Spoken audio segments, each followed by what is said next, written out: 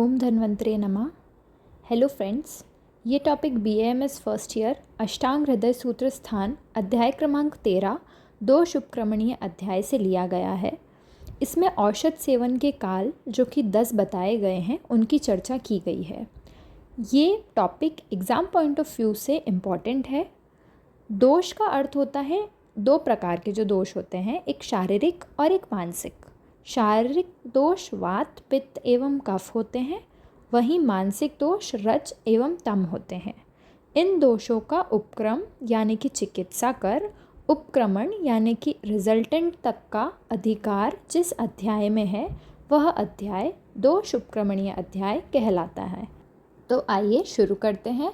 आज हम औषध सेवन के 10 काल के बारे में चर्चा करेंगे। जो आपको स्क्रीन पे एक ट्रिक दिख रही है, ये औषध सेवन के 10 काल को लर्न करने की ट्रिक है। मेरे साथ दोहराएं। आम अन्ते कवलांतरे जीटू मुहुर्मुहुर सानम सामुद्गनिशिका। एक बार फिर से। आम अन्ते कवलांतरे जीटू मुहुर्मुहुर सानम सामुद्गनिशिकाल। यहाँ आम में फर्स्ट ए का मतलब है अनंत काल, सेकंड ए का मतलब है अन्नादौ और थर्ड ए का मतलब है मध्य। फिर अंते कवलांतरे G2 का मतलब है ग्रासे ग्रासे, मुहुर्मुहुर सान्नम सामुद्ग और निशिकाल वैसे ही लिखे हुए हैं। तो ये ट्रिक है जिसके थ्रू आप सीरियल वाइज औषध सेवन के 10 काल इजीली लर्न कर सकते हैं।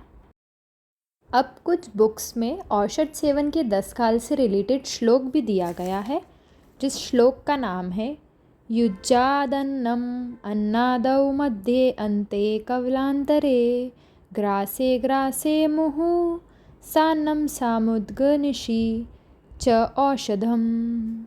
तो ये श्लोक लिखना एग्ज़ाम पॉइंट ऑफ व्यू से इतना इम्पॉर्टेंट नहीं है, बट अगर आपको बेटर स्कोर करना है तो पहले आप उस ट्रिक को लर्न करिए। ट्रिक के थ्रू ही आप इस श्लोक को भी इजीली बना सकते हैं। अब नेक्स्ट, जब हमने ट्रिक लर्न कर ली है, श्लोक लर्न कर लिया है, तो इसके अंदर जो डीप स्टडी हमें करनी है वो है कि हम पर्टिकुलर एक एक जो औषध सेवन काल है उसके बारे में लर्न करें। सो उसमें सबसे प्रथम औषध काल जो होता है वो होता है अनंत। इसे अभक्त काल भी कहा जाता है।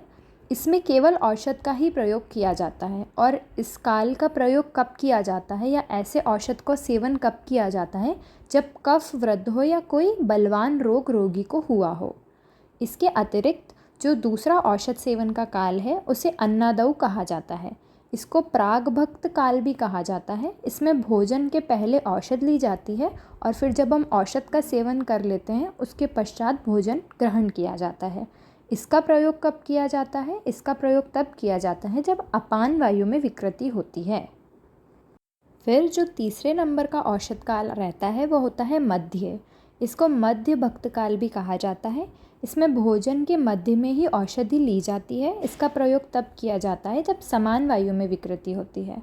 इसके अतिरिक्त चौथा औषध काल अंत्य होता है, जिसको अधोभक्त काल भी कहा जाता है। भोजन के अंत में औषधि ली जाती है और इसका प्रयोग व्यान वायु की विकृति में प्रातः काल में किया जाता है तथा उदान वायु की विकृति में सायंकाल में किया जाता है। फिर नेक्स्ट औषध सेवन काल जो कि 5वें क्रमांक का औषध सेवन काल होता है उसे कवलांतरे कहा जाता है। इसे ग्रासांतर भी कहा जाता है। इसमें 2 ग्रास के मध्य में औषध का उपयोग किया जाता है और इसका प्रयोग तब किया जाता है जब प्राणवायु में विकृति होती है। 6वें क्रमांक का है ग्रासे ग्रासे, जिसको सग्रास भी कहा जाता है। इसमें प्रत्येक ग्रास के साथ या प्रत्येक जैसे हम कोल कहते हैं उसके साथ औषध का सेवन किया जाता है। इसका प्रयोग भी प्राणवायु की विकृति में किया जाता है। अन्नादौ से अगर आप ऑब्ज़र्व कर रहे हो तो अन्नादौ से लेकर तो ग्रासे ग्रासे तक जो वायु के प्रकार हैं या जो वात के 5 प्रकार हैं, जैसे कि हम प्राणवायु, उदान वायु, विहान वायु, समान वायु और अपान वायु कहते हैं, वो एक अपोजिट वे में चल रही है। मीन्स वो पीछे वाले ऑर्डर से उसका प्रयोग चल रहा है ग्रासे ग्रासे तक। तो इनका प्रयोग अन्नादौ से लेके ग्रासे ग्रासे तक आप वैसे भी लर्न कर सकते हैं। नेक्स्ट जो आता है वो है मुहुर्मुहुर। इसे मुहुर्मुहुर ही कहते हैं। औषध को भोजन खाने के पहले या न खाने पर प्रतिक्षण दिया जाता है। इसका प्रयोग श्वास और कास रोग में किया जाता है। अब नेक्स्ट जो कि 8वां औषध सेवन काल है वो है सान्नम। इसे सभक्त काल भी कहा जाता है। औषधि को अन्न के साथ पहले पका लिया जाता है, उसे सिद्ध कर लिया जाता है और फिर भोजन में मिला के औषध दे दिया जाता है। इसका प्रयोग तब किया जाता है जब कोई अरुचि रोग होता है। जो हमारा सेकेंड लास्ट काल होता है औषध सेवन का, उसे बोला जाता है सामुद्ग। इसे सामुद्गी कहा जाता है। इसमें भोजन के आदि में औषध ली जाती है तथा अंत में भी औषध ली जाती है। इसका प्रयोग तब किया जाता है जब कंप या हिक्का रोग होता है। अंतिम औषध काल जो होता है वो होता है निशिकाल। इसे भी निशिकाल ही कहा जाता है। इसमें सोते समय औषध ली जाती है। इसका प्रयोग तब किया जाता है जब कोई ऊर्ध्वजत्रुगत विकार होता है या ऊर्ध्वजत्रुगत, जिसे हम शालाक्य रोग कहा जाता है, जिसमें हम शालाक्य चिकित्सा की जाती है, वो वाले रोगों में हम निशिकाल औषध काल का प्रयोग किया करते हैं। आई होप आपका ये टॉपिक क्लियर हो गया होगा। Thanks for watching.